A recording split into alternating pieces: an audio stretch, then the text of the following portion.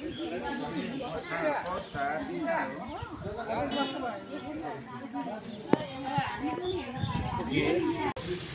चितवनको कार्यक्रम थियो। चितवनको कार्यक्रममा हाम्रा सहयोगदा साथी हाम्रो रमेश सर जो सामाजिक मुभमेन्टको एउटा अग्रज योद्धा, उहाँसँग मैले सल्लाह गरेर चितवनमा लघु वित्तीय पीडितको कार्यक्रमलाई सम्बोधन गर्न जाने कार्यक्रम मेरो तय भएको थियो।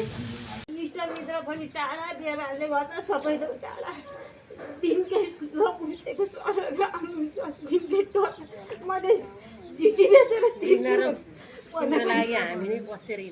चिठी बेचेर तिर्छु भने समाज ज्ञानको सबैको नराम्रो नराज खाइहिँडी भन्ने दुनियाँ दृष्टिकोणमा परेको छ। मैले चिठी बेचेर तिर्छु भने मैले पाइदिएँ।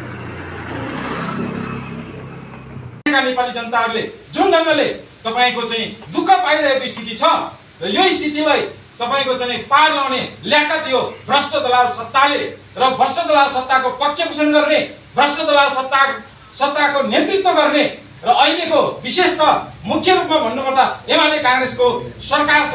यी सरकारले यो सम्पूर्ण भ्रष्ट दलाल र ठगीहरूलाई ठगेर चाहिँ नेपाली जनतालाई दुःख दिनेहरूलाई यो नेपाली जनताको पीडा र यो नेपाली जनताको सबै खाले समस्याको यिनले सम्बोधन गर्छ त। लघु वित्त सङ्घर्ष समितिका दिदीबहिनीहरू र यहाँ यही खैरेनी वडा नम्बर 2 का हाम्रा दिदीबहिनीहरू उपस्थित हुनुहुन्छ रहेछ होइन। उहाँहरूलाई पनि म लघु वित्त विरुद्ध सङ्घर्ष समितिको केन्द्रीय अध्यक्ष सुधा पाठकको तर्फबाट न्यानो अभिवादन र जय सङ्घर्ष भन्न चाहन्छु। र अहिले हामीले आजसम्म हामीले 3 वर्ष पुरा कटिसक्दा पनि हामीले लघु वित्त विरुद्ध चाहिँ सङ्घर्ष गरिरहेका थियौँ।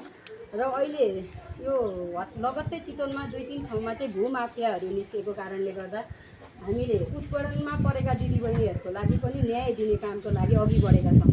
लघु वित्तको मात्रै नभइकन जो दिदीबहिनीहरू हरेक पीडामा परेर रोएर हिँड्नु भएको छ भने उहाँहरूको लागि यो मिडिया मार्फत पनि तपाईँहरूले चाहिँ उहाँलाई सहयोग गरिदिनुहुन्छ भन्ने मैले ठुलो अपेक्षा लिएको छु। किनकि उहाँहरूले यो काठमाडौँको नाम चाहिँ मलाई अब त्यति मैले बिर्सेँ होइन। उहाँलाई चाहिँ 29 लाख पहिला दिएको रहेछ।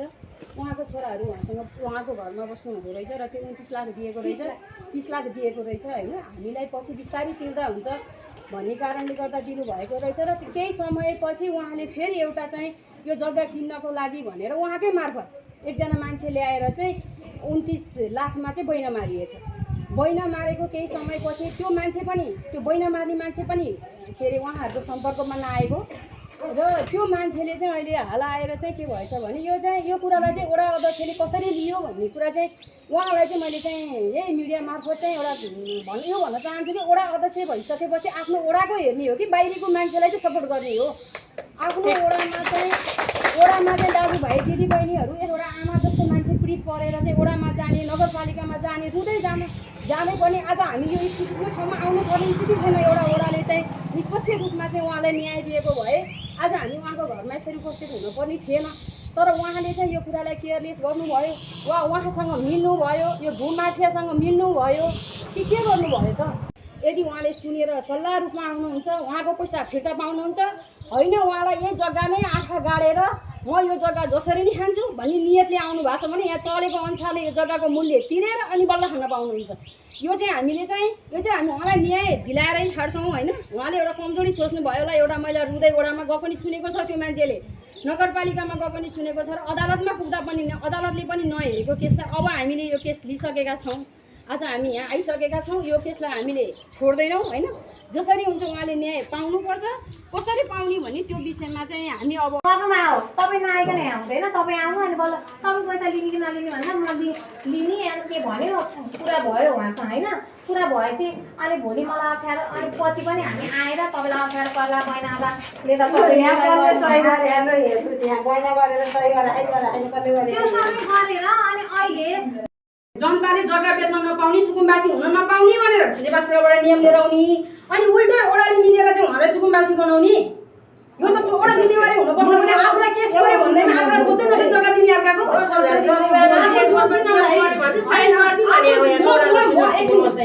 केसमा मलाई तान लाग्यो। म जोगिनलाई भनेर म रोडमा फालिदिने होइन। आफूले रिस्क लिने हो नि त। भोलि भएको आउनु पऱ्यो तपाईँले हामीलाई जानकारी दिनु अब त तपाईँहरूको घाँटी देख्ने हो हामीले अब होइन हाम्रो यो ओडाकोबाट जहिले पनि भेट्न आउने जहिले बिरामी